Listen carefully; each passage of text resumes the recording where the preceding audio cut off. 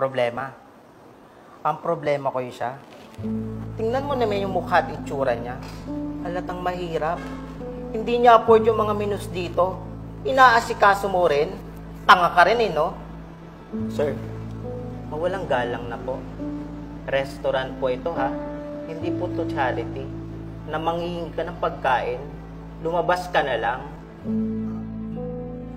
Grabe, ang daming customer kanina. Pwede pa check sa loob ng kusina kung sino yung mga kailangan ng tulong sa paghuhugas ng plato. Koy? Karen, waiter ako dito, hindi ako tagahugas ng plato. Koy, kahit na. Trabaho natin ang tulungan ng isa't isa. Akala ko ba gusto mong maging manager? Kaya nga gusto ko, para hindi na ako magsisilbi sa mga customer. Tapos, paghugasin mo ko ng plato, boba ka ba? Oh, ma'am. Alam niyo, maraming customer, di ba? Ba't nagchichika kayong dalawa dyan? Anyway, darating ang CEO today. Di ba na-meet niyo siya? At pipili ako sa inyong dalawa ng papalit sa akin. At pinili ko kayong dalawa dahil alam ko naman na mababait mo sipag kayo. Siyempre, ako na to. Ang galing ko kaya. Nga pala, ma'am. Paano ka? Aalis ka? Naku, ma'am. Maraming salamat po. Nga po pala, bakit pipili po kayo ng bagong manager? Well, lipat na kasi niya ako sa bago niyang restaurant. Doon sa Canada. Kaya kayong dalawa, galingan niyo ang trabaho niyo. For now, maging manager muna kayong dalawa dito. And good luck ha, galingan niyo. And advance congratulations. Okay? Oh, paano ba yan? Maiiwan ka sa pagiging waitress / cashier. Koy, hindi pa naman decided eh. Seryoso ka? Nangangarap ka, Karen? Oy, magtigil ka. Kung meron mang magiging manager dito, ako yun. Kaya manahimik ka dyan.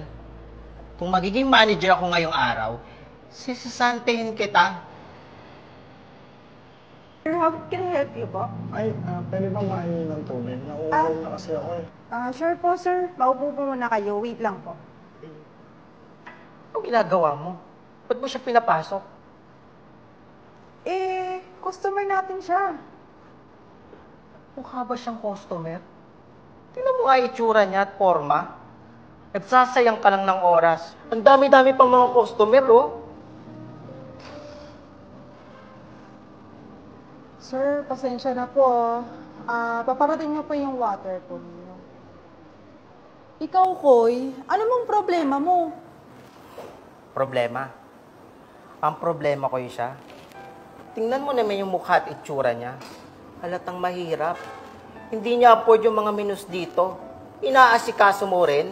Tanga ka rin no? Sir, mawalang galang na po. Restaurant po ito ha. Hindi po to charity. Na manghihingi ka ng pagkain, lumabas ka na lang. Ang order naman ako eh. May hinihintay lang. Baka pwede, bigyan niyo muna ako ng tubig. Nauuhaw na kasi ako eh. Salamat. Sir, lumantugtugin na yan. Kung o-order ka, ngayon din, kasi wala na kaming vacant tables for our rich customer. Hindi mo afford kumain sa ganitong klaseng restaurant. Koy, ano naman ginagawa mo? Hindi ganyan ang pagtrato sa mga customer. Pagagalitan tayo ni manager. Sir, pasensya ka na talaga ha. Don't worry sir, ikukuha na po kita ng water. Pasensya na po at sorry for inconvenience. What's happening here? Kinako pa kita nag-aaway-aaway Hindi niyo ba alam ang daming customer? Yun na nga, ma'am. Itong si Karen, nakuha pang mag-entertain ng mga mahihirap na customer. Alam naman nating masasayang lang yung oras natin dito. Sorry po ma'am, naalala ko po kasi yung sinabi niyo sa amin na kahit sinong pumasok sa restaurant na to, ay pwede namin tanggapin kasi customer sila na kailangan namin asikasuhin. Tama! Excuse me? Bakit ka nangingilam dito? Tama na, Koy. Hindi mo ba alam, siya si Mr. Gilbert, ang may-ari ng restaurant na to? What? Yes! I'm sorry po, Mr. Gilbert, ha. Ano po nangyari sa inyo? Okay lang, As. Alam ko na kung sino. Sir, sorry po. Hindi ko po talaga alam. Sa sobrang mahal ko po yung trabaho ko at yung kumpanyang to. Pinoprotektahan ko lang po. Kasi malay niyo po, may pumasok hold-upper. Kaya pinoprotektahan ko po. Sorry po, sir. Hindi ka dapat ganito magtrato ng ibang tao, Koy. Pwede ka mag-observe, pero hindi ka pwede manglain o manapak dahil sa itsura nila. Sorry po, hindi ko po talaga alam. Pasensya Tama na. Simpleng respect lang, hindi mo pa alam. Huwag kang mag-alala. Ito na yung last mo. Alam mo kung bakit? You are fired. Umalis ka na!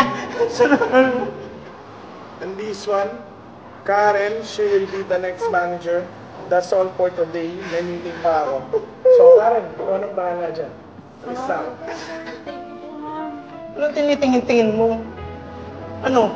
Masaya ka na? Let's go, Karen.